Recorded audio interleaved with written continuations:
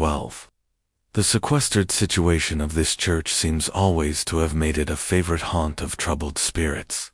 It stands on a knoll, surrounded by locust trees and lofty elms, from among which its decent, whitewashed walls shine modestly forth, like Christian purity beaming through the shades of retirement. A gentle slope descends from it to a silver sheet of water, bordered by high trees, between which peeps may be caught at the blue hills of the Hudson.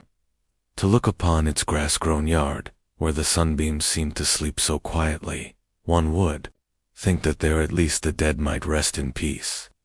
On one side of the church extends a wide woody dell, along which raves a large brook among broken rocks and trunks of fallen trees.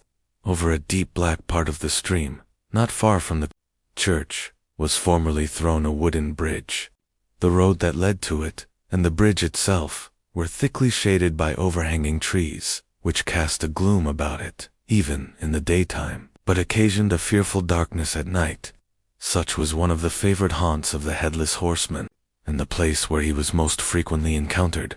The tale was told of old Brower, a most heretical disbeliever in ghosts, how he met the horseman returning from his foray into Sleepy Hollow, and was obliged to get up behind him, how they galloped over bush and brake, over hill and swamp, until they reached the bridge, when the horseman suddenly turned into a skeleton, threw old Brower into the brook, and sprang away over the treetops with a clap of thunder. This story was immediately matched by a thrice marvelous adventure of Brom Bones, who made light of the galloping Hessian as an errant jockey. He affirmed that on returning one night from the neighboring village of Sing Sing, he had been overtaken by this midnight trooper, that he had offered to race with him for a bowl of punch, and should have won it too, for Daredevil beat the goblin horse all hollow. But just as they came to the church bridge, the Hessian bolted, and vanished in a flash of fire. All these tales told in that drowsy undertone with which men talk in the dark, the countenances of the listeners only now and then receiving a casual gleam from the glare of a pipe, sank deep in the mind of Ichabod. He repaid them in kind with large extracts from his invaluable author, Cotton Mather, and added many marvelous events that had taken place in his native state of Connecticut, and fearful sights which he had seen in his nightly walks about Sleepy Hollow. The revel now gradually broke up. The old farmers gathered together their families in their wagons, and were heard for some time rattling along the hollow roads, and over the distant hills. Some of the damsels mounted on pillions behind their favorite swains, and their light laughter, mingling with the clatter of hoofs, echoed along the silent woodlands, sounding fainter and fainter, until they gradually died away, and the late scene of noise and frolic was all silent and deserted.